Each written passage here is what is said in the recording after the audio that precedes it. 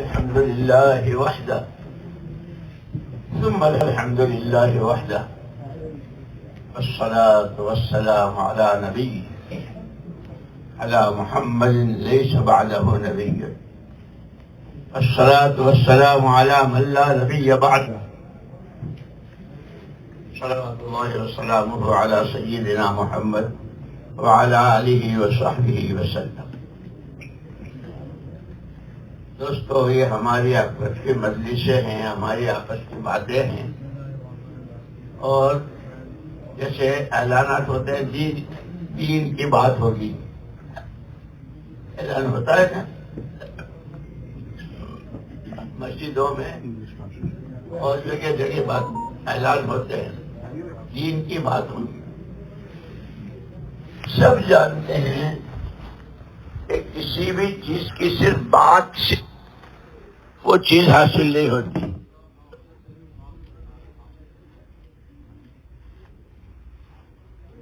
پرانے ہو تو پرانے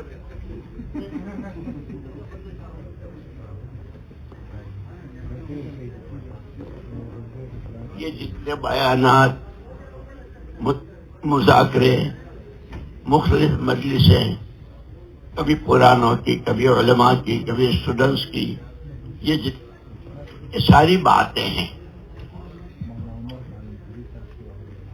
مجھے یاد ہے بہت چھوٹا تھا اور بالکل ابتدائی تعلیم میں ہمارے حضرت مولانا ابو الحسن علی ندوی رحمۃ اللہ علیہ، مولانا ریاض صاحب رحمۃ اللہ علیہ کے ساتھ بھی بہت رہے اور خوب دعوت کو. ان کا ایک بیان تھا کہ ہر چیز کے تین درجے ہیں: بول، شکل یعنی صورت، تصویر، اور حقیقت. مکان یہ ایک بول ہے، کاغذ پر اس کی تصویر یہ دوسری شکل، دوسری چیز ہے. لیکن مکان بنانے میں کتنا میٹیریل، کتنا وقت، کتنا پیسہ، کتنا تھکنا. اور اس سے پھر فرماتے تھے کہ ایسے ہی کلمہ ایک بول ہے، لا الہ الا اللہ. ایسے ہی دعوت، تبلیغ، نبی کے کام کو کام بناؤ، پرانے، یہ سب بول ہے. پھر ان کی شکلیں ہیں، ماشاءاللہ عمامہ ہے، کرتا ہے، پاجامہ ہے نہیں، شیروانی ہے، اور ساری شکلیں ہیں. اور ایک ہے حقیقت. صحابہ کرام رضوان اللہ تعالی اجمعین کے پاس بول بھی، شکل بھی اور حقیقت بھی، تینوں چیزیں ایک ساتھ تھی. اسی لیے قرآن نے جو کہا ہے سب سے پہلے حضور اکرم صلی اللہ علیہ وسلم کو، لَمَسْجِدٌ أُسِّسَ عَلَى التَّقْوَى من اول یوم حق ان تقوم فیہ رجال یحبون ان یتطہروا واللہ یحب المطہرین. پیارے نبی، ایک وہ مسجد کہ جس کی بنیاد ہی پہلے دن سے تقوی پر ہے، وہ مسجد آپ کے قیام کے لیے مناسب ہے. آپ کو وہاں ہونا چاہیے. کیوں ہونا چاہیے؟ فیہ رجال، اس میں آدمی ہے. کہ آدمی تو پوری دنیا میں ہے، کہ نہیں، ان مسجد کے آدمیوں کی خصوصیت یہ ہے کہ سوائے پاکی کے کچھ چاہتے ہی نہیں ہے. دل پاک ہو، نظریں پاک ہو، کمائی پاک ہو، خرچ پاک ہو، عمل پاک ہو، معاشرت پاک ہو، معاملات پاک ہو، اخلاق پاک ہو، اللہ کی ذات کے ساتھ کا تعلق پاک ہو، خلق خدا کے ساتھ کا برتاوا پاک. مسجد میں بھی پاک، اور مسجد سے باہر کی جتنی زندگی کے شعبے ہیں ان سب میں پاک. یہ سارا مجمع اس کی خصوصیت والا ہے. مسجد والوں کی یہ خصوصیت ہے اور یہ پرانے ہیں. لیکن دوستوں، مولانا یوسف صاحب رحمۃ اللہ علیہ فرماتے تھے صرف پرانا ہونا کافی نہیں، پرانے بھی دونوں طرح کے ہوتے ہیں. یہ مسجد نبوی کے پرانے کون تھے؟ سب سے پہلے حضور اکرم صلی اللہ علیہ وسلم، پھر خلفائے راشدین، زید بن ثابت، معاذ بن جبل، سعد بن معاذ، ابو عبیدہ بن جراح، بدر والے، احد والے، خندق والے، یہ سارے پرانے تھے.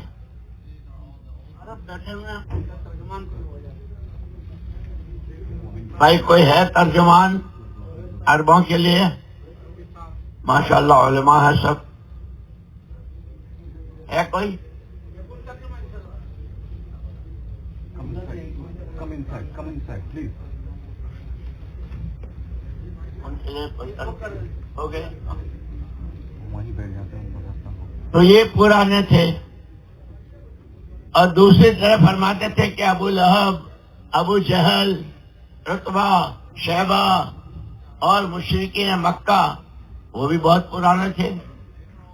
حضرت عیسیٰ ابن مریم علی نبینا علیہ الصلوۃ والتسلیم کے دنیا سے آسمان پہ اٹھا لے جانے کے بعد تقریباً 600 سال تک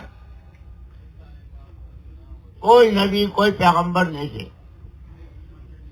نبی ہی انسانوں کو زندگی کا راستہ بتاتے تھے، اللہ کا تعلق بھی، اللہ کا تعارف بھی، پھر راتیں کیسی گزارنا، دن کیسے گزارنا، کھانا کیا نہیں کھانا، یہ نبی بتاتے.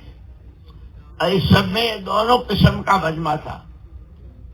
اور ایک بات مولانا یوسف صاحب رحمۃ اللہ علیہ فرماتے تھے کہ سب سے زیادہ پرانا تو شیطان تھا. کتنے سال کی عبادت کی؟ 700 سال تک عبادت کی. اس سے زیادہ پرانا کون؟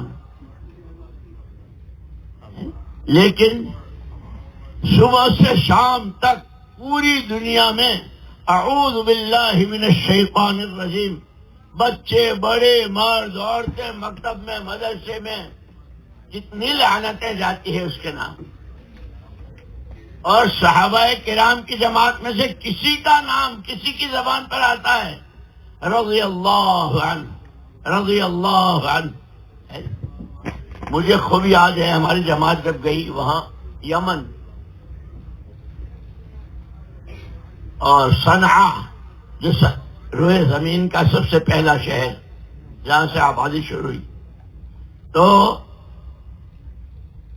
وہاں دونوں ابراہا کی جگہ بھی تھی اور وہ ہدہد جس نے پیغام دیا تھا اور بتایا تھا.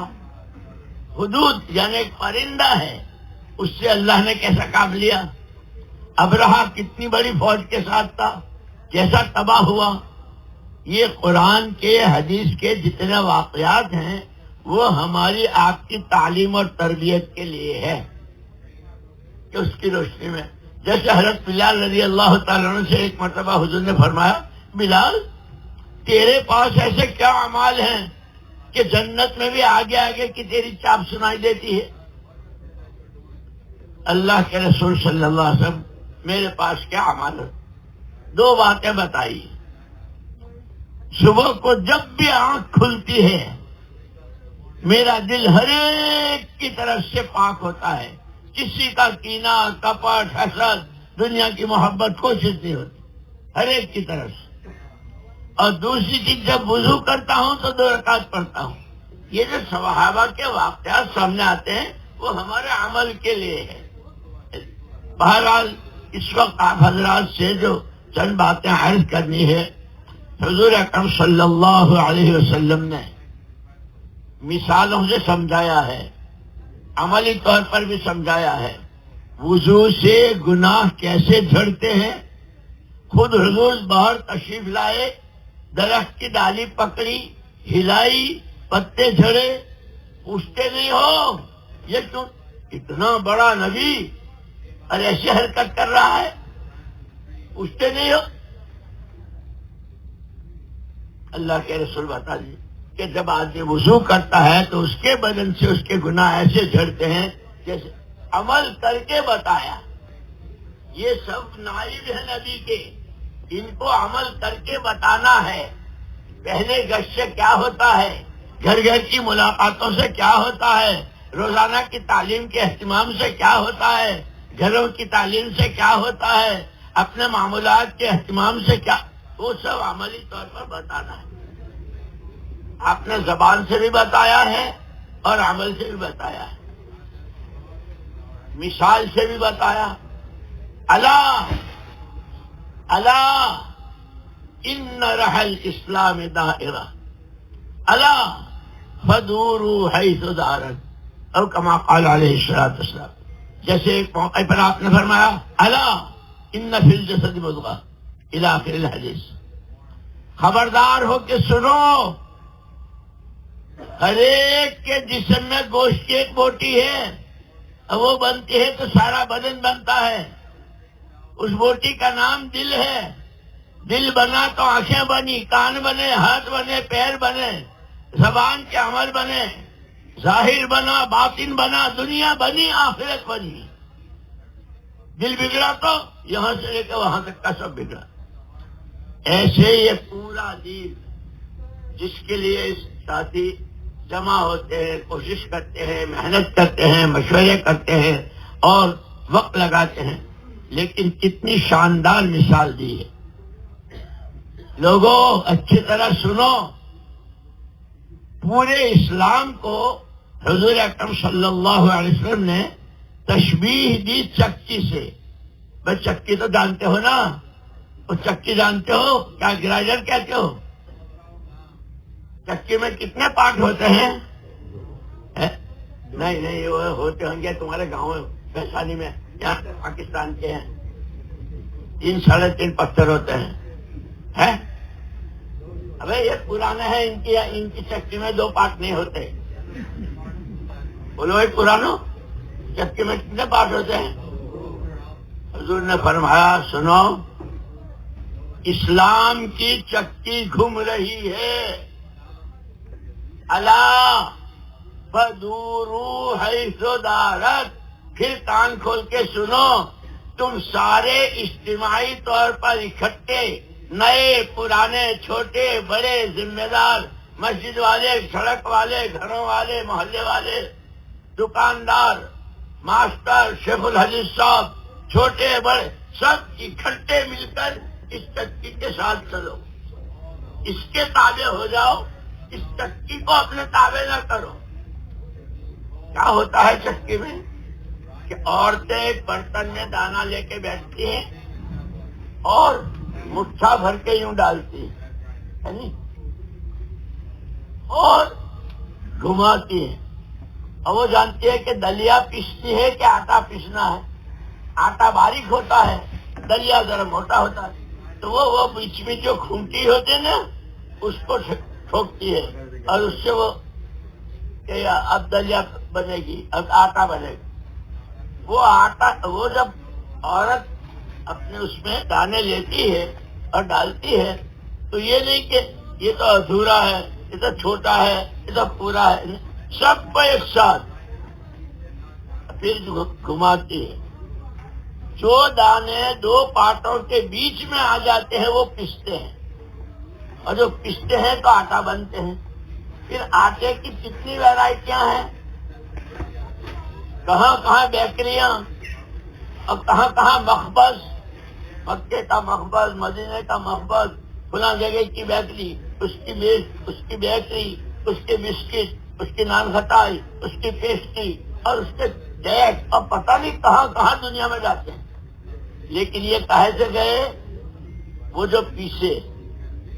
کچھ دانے وہ ہوتے ہیں جو اس کھوٹی کے پاس کھڑے ہو جاتے ہیں، برتن میں بھی ہے، چکی میں بھی ہے، 2 پارٹوں کے بیچ میں نہیں آتے. کیا کہتے ہیں؟ ہم تو تبلیغ والے ہیں، پرانے ہیں، دیکھا نہیں تھا تم نے وہاں میں ہم تھے نہیں یہ. ہاں بھائی ان کو کہنے کا حق ہے. ہم تھے، برتن میں بھی تھے، چکی میں بھی تھے، لیکن کھوٹی کے پاس کھڑے تھے. جو 2 پارٹوں کے بیچ میں نہیں آتا وہ پستا نہیں. اب پستا نہیں تو کیا دانے پھاس لو گے؟ دانے پھانکے جاتے ہیں. ایسے ہی یہ پرانے، ہم تبلیغ والے، ہم دعوت والے، ہم پرانے، ہم ذمہ دار، ہم کام کے فکر مند. ہمارے دیکھو ہم کو ہم مجمع میں ہے کہ نہیں؟ وہ دانے برتن میں ہے، یہ اجتماع میں ہے. سب نے جمع کر لیا. اب ڈالو کہ وہ کھڑے ہیں.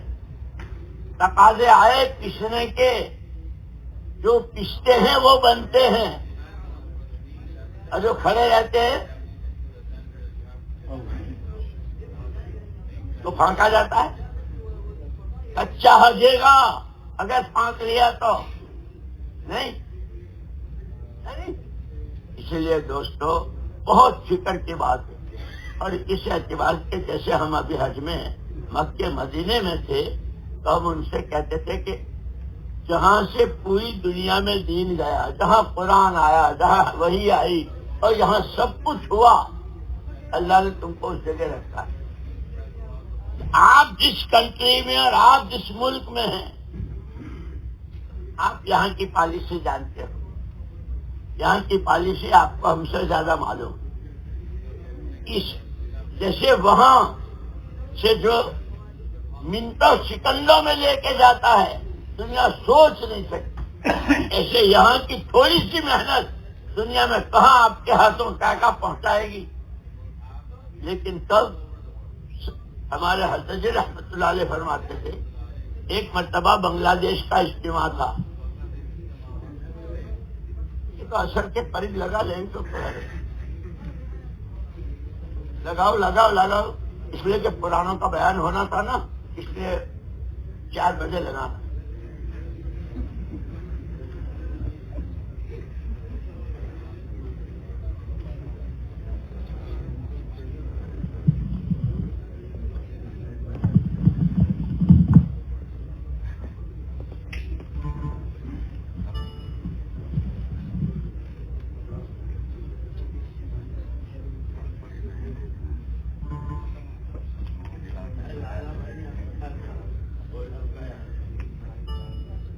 اب تک جتنی بات میں نے کہی وہ آپ سب حضرات نے سنی.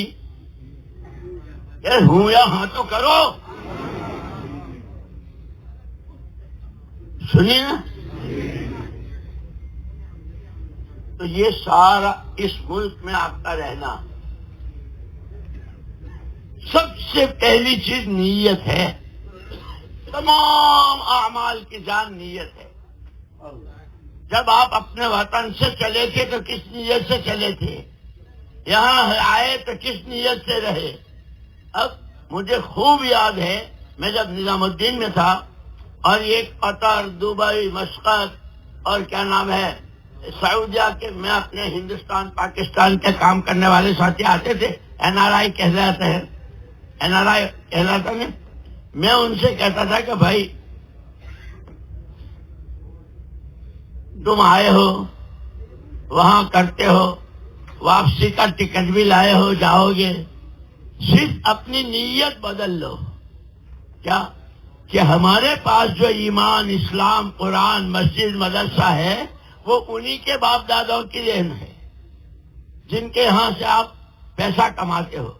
اب ان کا احسان ہے، احسان کا بدلہ احسان دیا جاتا ہے. اللہ نے، مجھے خوب یاد ہے، یہ شیخ غانم کا نام سنا ہے آپ لوگوں نے؟ شیخ غانم، شیخ یہ ابو ظبی کے شیخ زاہد کا دایاں ہاتھ تھا. پورے عرب کی کتنی دولت امریکہ کے بینکوں میں ہے وہ سب ان کو معلوم. اس کی ضرورت پڑی تو اس کے لیے اسپیشل جہاز بھی اس کے لیے، اور کیا کیا اس نے بتایا تھا. ہمارے پاس آتے تھے تو وہ بتاتے تھے. پھر 25,000 ملازم اس کے ہاتھ کے نیچے تھے. روزانہ ان کو کام پہ بھی لگانا سارا. لیکن اگر وہ مزدور کام کرنے والے اگر 8 گھنٹے دیتے تھے تو یہ 10 گھنٹے دیتے تھے، ان سے پہلے پہنچتے تھے. اور جب وہ فارغ ہو کر گھر چلے جاتے تھے یہ اس کے بعد آدھی رات کو گھر آتے تھے، اس کے نتیجے میں کام. یہ ہمارا مجمع وہ ہے، یہ ہمارا مجمع وہ ہے جن کو یہ فکر. تو اس پر میں نے کہا بنگلہ دیش میں اجتماع تھا، حاجی عبدالوہاب صاحب رحمۃ اللہ علیہ، مفتی زین العابدین صاحب رحمۃ اللہ علیہ، بھائی افضل صاحب رحمۃ اللہ علیہ، مولانا محمد عمر صاحب پالن پوری، اور ہم لوگ سب تھے حضرت جی رحمۃ اللہ علیہ کے ساتھ. ان سب نے حضرت جی پر زور دیا کہ جی امیر تو آپ ہیں، بیان آپ کا ہونا چاہیے مغرب بعد. بھائی مجھے نہیں آتا، میں نے آپ تو مشورے کے تابع، اگر مشورہ آپ کے لیے بیان طے کر دیں تو مجبور کہ آج سب کی رائے یہ ہے کہ آج مغرب بعد بیان آپ کا ہو. حضرت نے قبول کیا، بھائی مشورہ ہو گیا. یہ ہمارا سارا جو چل رہا ہے مشورے ہی کی وجہ سے تو ہے. حضرت جی رحمت اللہ علیہ نے مولوی سلیمان جو خادم تھے، لو بھائی حیات الصحابہ جی سارا دوپہر 1 منٹ نہیں سوئے، مغرب بعد بات شروع کی، اور بات یہاں سے شروع کی آج تک مجھے یاد ہے. بھائی ہر آدمی کے پاس خدا داد 2 طاقتیں ہیں، ایک قوت فکر اور ایک قوت عمل، سوچنے کی طاقت اور کرنے کی طاقت. ہر آدمی کے کرنے کی طاقت اس کی سوچ کی طاقت کے تابع ہے. کسی بھی چیز کو کرتا بعد میں ہے، سوچتا پہلے ہے. جیسے یہ سارا مجمع یہاں پہلے سوچا پھر یہاں آیا، کہنا ہے ہر چیز میں سوچ پہلے ہے. پھر عجیب بات فرمائی، اس وقت پوری دنیا میں آدمی کے گھر سے لے کر عالمی سطح پر جتنی لڑائیاں اور جھگڑے ہیں وہ اسی سوچ کے ہیں. اس بات کے ہر آدمی کو یہ دعویٰ ہے کہ جو میں سوچ رہا ہوں وہی صحیح ہے. گھر میں لڑائی کب شروع ہوتی ہے؟ یہ حضرت جی نے فرمایا. بیوی کہتی ہے کہ میں جو سوچتی ہوں وہ صحیح. شوہر کہتا تو کونے میں بیٹھنے والی تو کیا جانے، میں دنیا دیکھتا ہوں. یہاں سے شروع ہوتی، پھر گلی میں، پھر شہر میں، پھر صوبوں میں، پھر ملکوں میں، پھر عالم میں. ہر ایک کو یہ دعویٰ ہے کہ جو میں سوچتا ہوں. ہمارے یہ پرانے جو ہے نا، یہ اپنی اپنی جگہوں پر، یہ کبھی ان میں آپس میں شتم تان ہوتی ہے. تم کو سمجھتے ہو نہیں، کام کو سمجھتے نہیں، بات کو سمجھے نہیں. میں نے تو حضرت کے ساتھ وقت لگایا ہے، میں نے رائے گنج میں اتنا لگایا ہے، میں نظام الدین نے اس طرح. یہاں سے شروع ہوتی ہے. حضرت جی رحمت اللہ نے فرمایا اللہ نے بہت بڑا کرم فرمایا، بہت بڑا کرم فرمایا. اس مسئلے کو انسانوں کے حوالے نہیں کیا کہ تم جس کو سوچو وہ صحیح اور تم جس کا فیصلہ کرو. فیصلہ میں کروں گا، اللہ پاک کس کی سوچ صحیح اور کس کی سوچ غلط، اس کا فیصلہ میں. اس سوچ کے نمونے کے طور پر محمد الرسول اللہ صلی اللہ علیہ وسلم کو میں نے بھیجا ہے. جس کی سوچ جتنی نبی کی سوچ سے قریب ہوگی اس کی سوچ صحیح. اسی لیے پھر اس پر مولانا یوسف صاحب رحمت اللہ نے ایک مرتبہ فرمایا تھا، صرف آنا جانا تبلیغ نہیں ہے، ہماری سوچ بدل جائے. حضرت کیا سوچ بدل جائے؟ ہماری سوچ محمد الرسول اللہ صلی اللہ علیہ وسلم کی سوچ بدل. آپ کی کیا سوچ تھی؟ فرمایا مولانا یوسف صاحب رحمت اللہ علیہ نے، پوری دنیا میں جتنے انسان مرد و عورت سب اللہ کے بندے اور بندیاں، ہر ایک کے پاس اللہ کی دی ہوئی طاقتیں ہیں. ہر آدمی کا وقت، ہر آدمی کا پیسہ، ہر آدمی کی استعداد و صلاحیت اپنی صحیح جگہ پر لگے اور نتیجہ خیز ہو. کہ وہ صحیح جگہ کیا ہے؟ صحیح جگہ بھی وہی نمونہ ہے جہاں محمد صلی اللہ علیہ وسلم کی جان لگی، جہاں مال لگا. آپ نے جو سوچا، جس کے لیے آپ روئے، جب آپ مسکرائے، کہ وہ سب صحیح جگہ. اسی لیے مولانا الیاس صاحب رحمۃ اللہ علیہ فرماتے تھے ہماری ساری محنت کا خلاصہ جو کچھ حضور لے کر آئے وہ سارے کا سارا اپنی حقیقت کے ساتھ امت میں زندہ ہو جائے. یہ مجمع اس کی ذمہ دار، اس کا ذمہ دار. اس اعتبار سے دوستو اپنی ذمہ داری کو سمجھنا، اس میں کوئی شک نہیں ہم فرشتے نہیں ہیں، ہم انسان ہیں. اس پر بھی مجھے یاد آیا، ایک مرتبہ نظام الدین میں ہمارے حضرت مولانا انعام الحسن صاحب رحمۃ اللہ علیہ نے ہم لوگوں کو جوڑا جو مقیمین تھے، اور پہلا جملہ رونے کے ساتھ ہچکیاں بن گئی حضرت جی کی، روتے رہے. بھائی دوستو، بے عیب تو صرف اللہ کی ذات ہے، ہم میں سے کوئی دعویٰ نہیں کر سکتا. پھر فرمایا اگر کوئی یہ دعویٰ کرے میں کام کو لے کر چل رہا ہوں، میری وجہ سے کام ہے، فرمایا اس دعوے کے کرنے والے کی حیثیت بیل گاڑی کے نیچے چلنے والی کتیا سے زیادہ نہیں ہے. وہ بیل گاڑی جس پر کنٹنوں وزن ہے اور جس کو آگے دو بیل کھینچ کے لے جا رہے ہیں، یہ نیچے آ گئی. کمزور اتنی ہے کہ بیل کی ٹانگ لگے تو آنکھ نکل آوے، پہیے سے ٹکرا جائے تو جانی نکل جائے. فرمایا یہ تو اس کی قسمت ہے کہ اس کو دھوپ سے بچا کے سایہ دے دیا. ایسے ہی ہم کون، ہم سے کیا، کام تو اللہ کا ہے، کام اللہ کے نبی کا ہے. اور یہ فرمایا کرتے تھے کہ ہر کام اپنے مزاج سے ہوتا ہے. تجارت تاجرانہ مزاج سے، حکومت حاکمانہ مزاج سے، کاروبار کاروبارانہ مزاج سے، ڈاکٹری کے. فرمایا نبوت کا کام ہے یہ نبوت والے مزاج سے. اور اس پر پوری مجھے ابھی ایک کتاب ملی، مولانا علی میاں صاحب رحمۃ اللہ نے لکھی ہو، اور ان کا بیان ہے، وہ لوگوں نے لکھ دی. مزاج دین کے جتنے کام ہیں تمام کاموں میں مزاج نبوت ہونا ضروری ہے. کہ مزاج نبوت کیا ہے کہ سب سے پہلے اللہ کی رضا.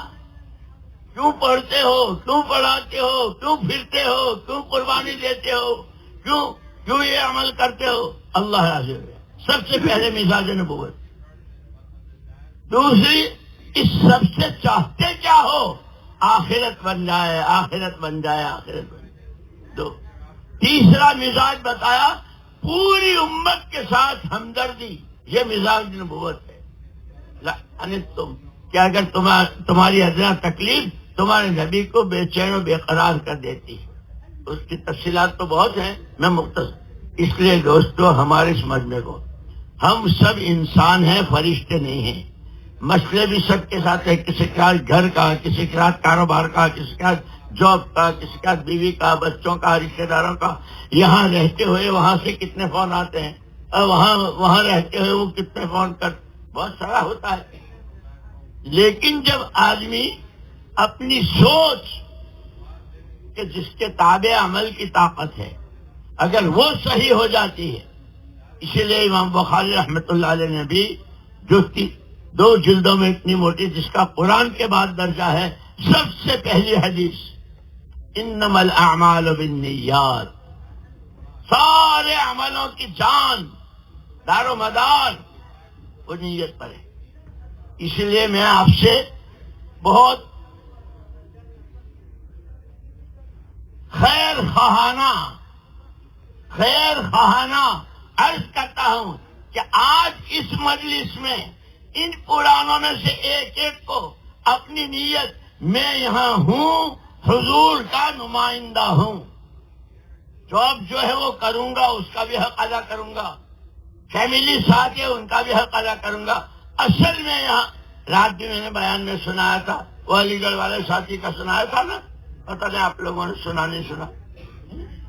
علی گڑھ کا ایک ساتھی اپنی تعلیم کے لیے پیرس جا رہا تھا، تو مجھے کوئی نصیحت کرو. میں نے کہا بھائی ہمارے سارے بڑے یہاں موجود حضرت جی اور مولانا عبد اللہ، کہ نہیں میں سب سے آپ کچھ کہو. اللہ کی شان. میں نے کہا کہ بھائی میرے ذہن میں تو اتنا آتا ہے کہ جب تو پیرس تو اپنے اور اللہ کے بیچ میں یہ طے کر لینا، آج کے بعد جب تک میں یہاں میں یہاں ہوں، میں جو بھی کچھ ہوں، بعد میں ہوں، میں حضور پاک صلی اللہ علیہ وسلم کا نمائندہ ہوں۔ 2 سال کی تعلیم پوری کر کے واپس آئے، ملاقات ہوئی، بھائی کیا رہا؟ مولوی صاحب پیرس، ساری دنیا کے جتنے خرافات اور بے حیاؤں کے سامان وہیں سے دنیا میں سپلائی ہوتے ہیں، میرے لیے کتنے موقع آئے، میں گیا، لیکن آپ کا یہ جملہ میرے کان، خبردار، نبی کا نمائندہ ہے، اللہ نے میری حفاظت کی۔ یہ میرے دوستوں سے، میرے ساتھیوں سے، اور تم تو ہمارے محسن ہو، محسن، جو ہمیں کرنا تھا وہ آپ یہاں رہ کے کر رہے ہیں ہمارے ذمہ، اس لیے کہ ہر فرد امت پورے عالم کا ذمہ دار ہے، اب پوری امت ہر فرد کی ذمہ دار ہے، تو آپ تو ہمارے محسن ہو، اللہ سے کام لے رہے ہیں، لیکن اس میں سب سے پہلی چیز نیت۔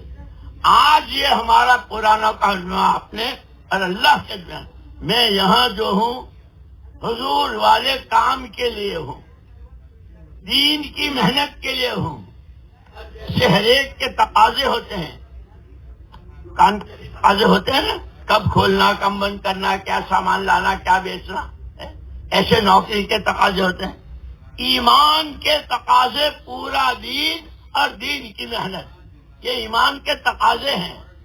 5 وقت کی نماز، روزے، زکوٰۃ، حج، نماز، یہ سارے ایمان کے تقاضے ہیں، جتنا کرنے کو کہا ہے، کنتم خیر امت اخرجت للناس، یہ ایمان کا تقاضا ہے، نبی کی نیابت، یہ ایمان کا تقاضا ہے، ان تقاضوں کے لیے میں ہوں، کمزور ہوں، اپنے مسجد سے جڑنا، یعنی سب سے پہلے حضور کو مسجد سے جڑنا۔ اب مجھے یاد ہے 1966 میں، نہیں 1962 میں، جب پہلی مرتبہ میں نظام الدین گیا، اب فجر کے بعد مولانا محمد یوسف صاحب رحمۃ اللہ علیہ کا بیان ہوتا تھا، پہلا جملہ جو میں ان سے سنا، آج تک جیسے میرے کانوں میں گونج رہا ہے، اللہ جل جلالہ عما نوالہ نے اس امت کو مسجد والا بنایا تھا، یہ پہلا جملہ تھا، اور اس کے بعد پھر ان اول بیت، کعبے پر اللہ کی قدرت کے مظاہرے کیسے ہوئے، اور وہ سارے پھر مدینہ منورہ کی مسجد کے ساتھ کیسے ہوئے، اور وہاں سے پوری دنیا میں دین کیسے گیا، وہ پورا 2.5-3 گھنٹے کا بیان، یہ سارے پرانے ہیں۔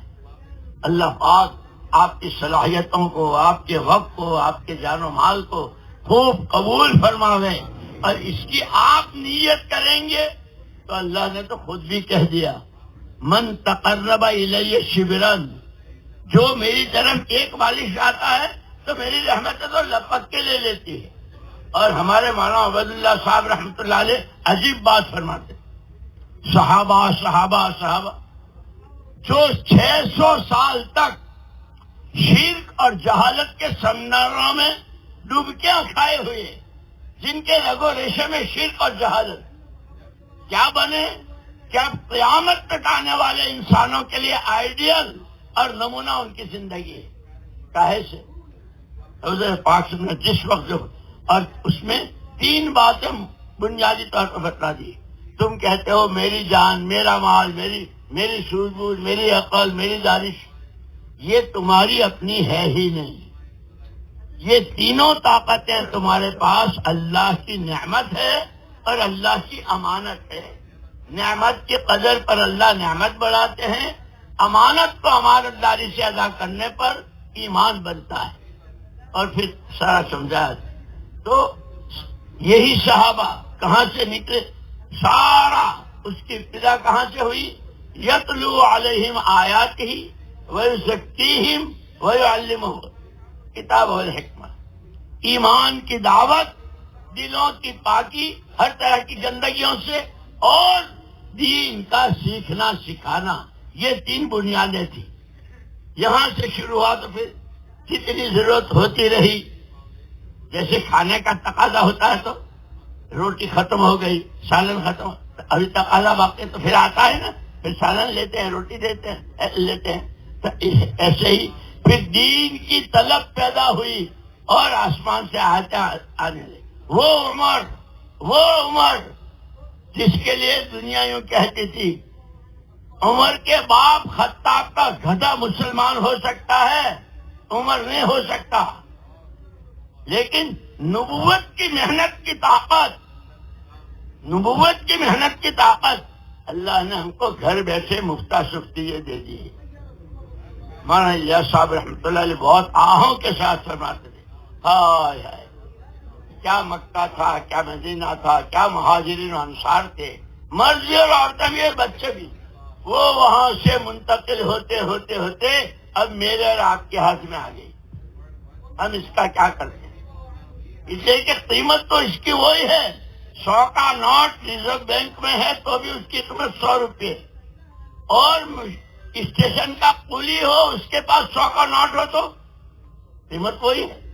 یہ گشتیں، یہ تعلیم، یہ سالانہ، یہ ماہانہ، یہ روزانہ جو بھائی فاروق نے بتایا تھا، طاقت اس کی وہی ہے.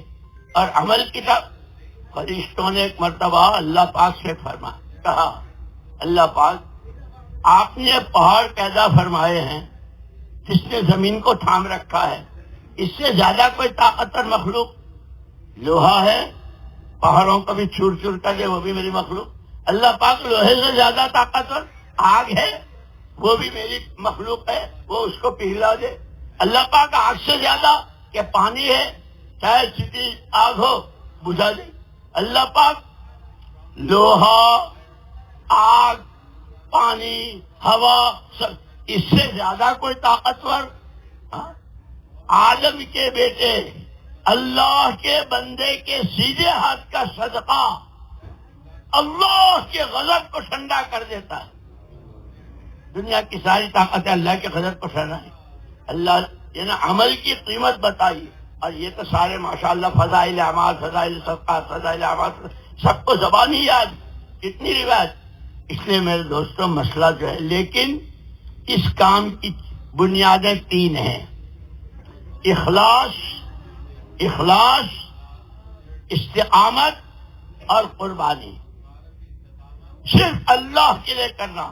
تمام نبیوں کی سیرت پڑھ لو، سب کی دعوت، سب کا ما اسألکم علیہ من اجر، ہمیں تم سے کچھ نہیں چاہیے.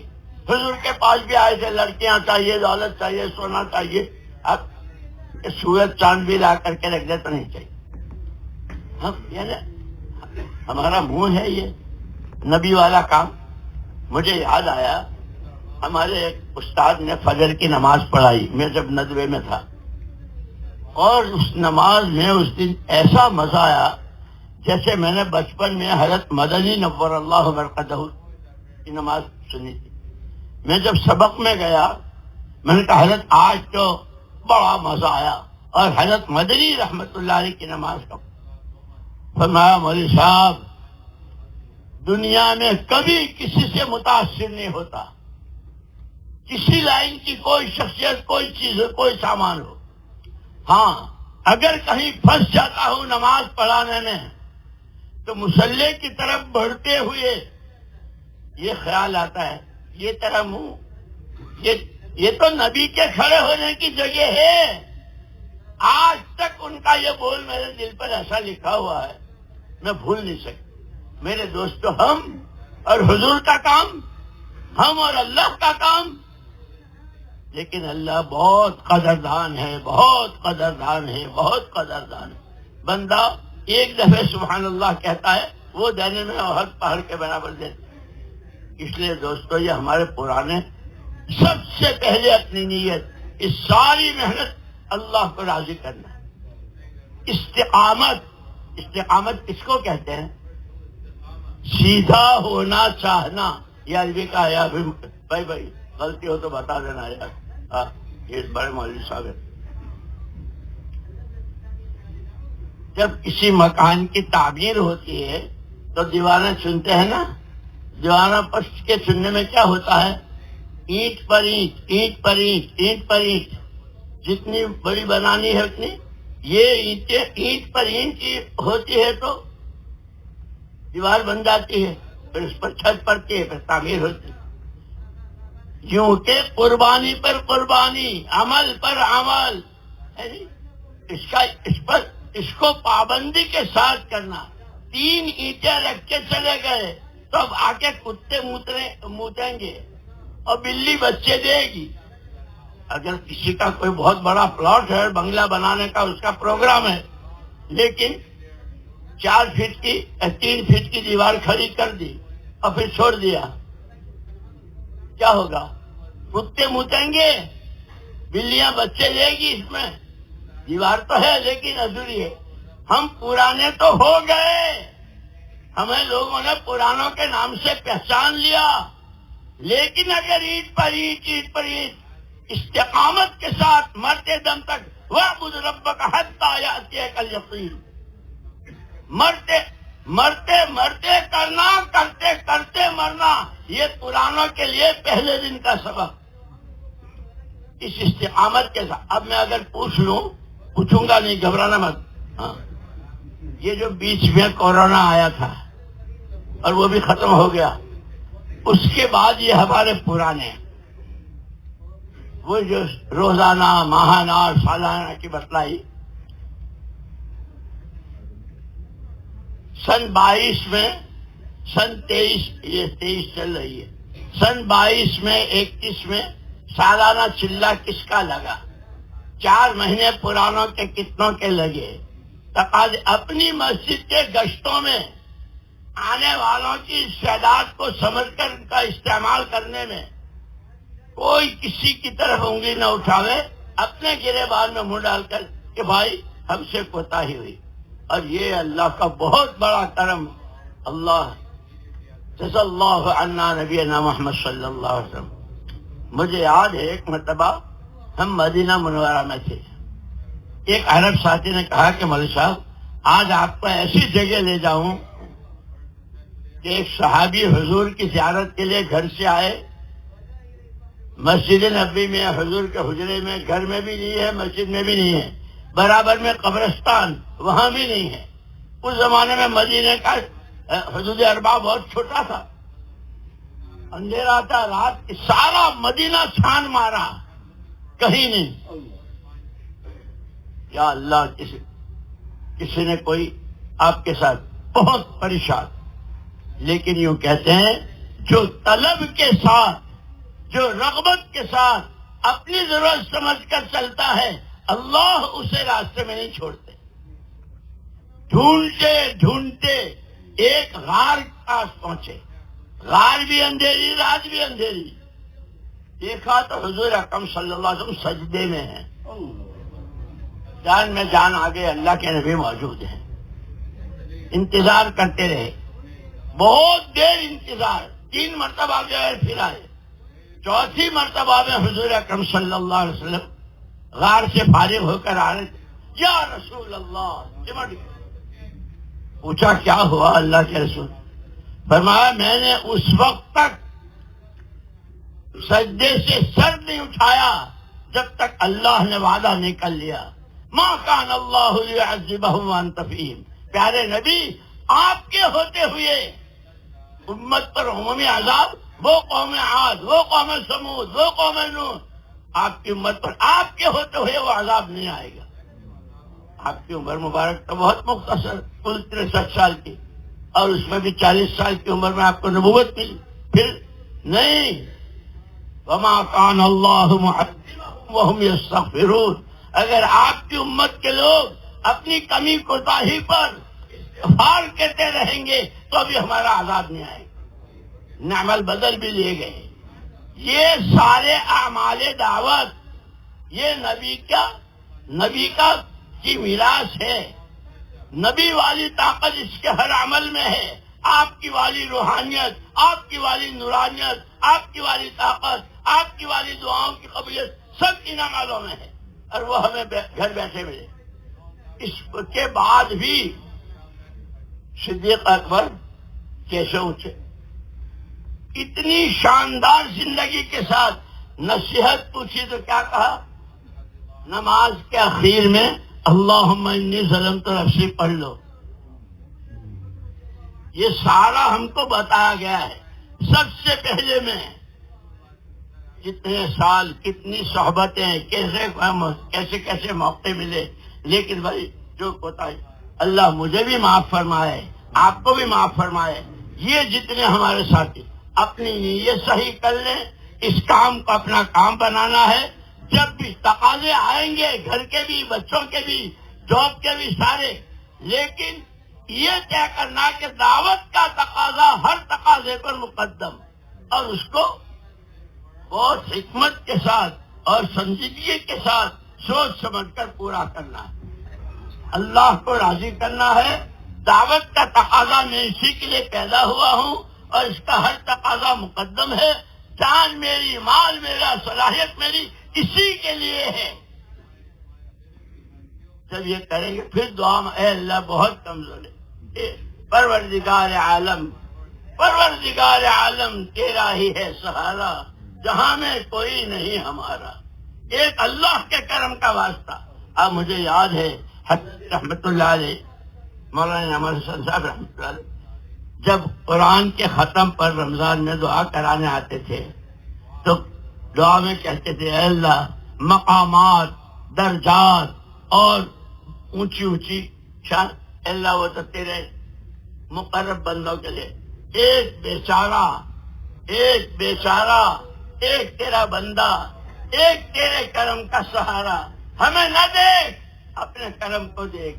اور پھر جو ہچکیاں بنتی تھی بہت دیر تک بول نہیں سکتی.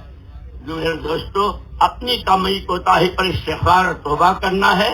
اور جس کا سن 23 میں اور 22 میں 21 میں وقت نہیں لگا ہے، اس وقت اس مجمع میں سب سے پہلے کھڑے ہو کر کہ اس اجتماع کے خرم پر ہمیں سب سے پہلے اپنا وقت لگانا ہے. اور صرف ہمیں ان کو نہیں لگانا ہے، ان کو اور اپنے ساتھ جماعتیں بنانی ہے. وہ ذرا کھڑے ہو جائیں. کون ہے جو ارادہ کرتا ہے؟ پہلے ہی نیت کرو کہ انشاءاللہ اس کام کو اپنا کام بنانا ہے. سارے بولو. اب کھڑے ہو جاؤ کون ہو. فرمائے جی، ماشاء اللہ فرمائے بھائی. کھڑے ہوتے رہے. اللہ یہ نہیں کہتا کہ یہاں سے اٹھ کے کم سے کم بھاگ جاؤ. جی ہاں فرمائے. ماشاء اللہ ماشاء اللہ ماشاء اللہ ماشاء اللہ ماشاء اللہ ماشاء اللہ ماشاء اللہ ماشاء اللہ. اللہ قبول فرمائے، اللہ قبول فرمائے. انشاءاللہ ہمارا کھڑا ہونا اللہ کی طرف سے قبولیت کا سبب بنے گا.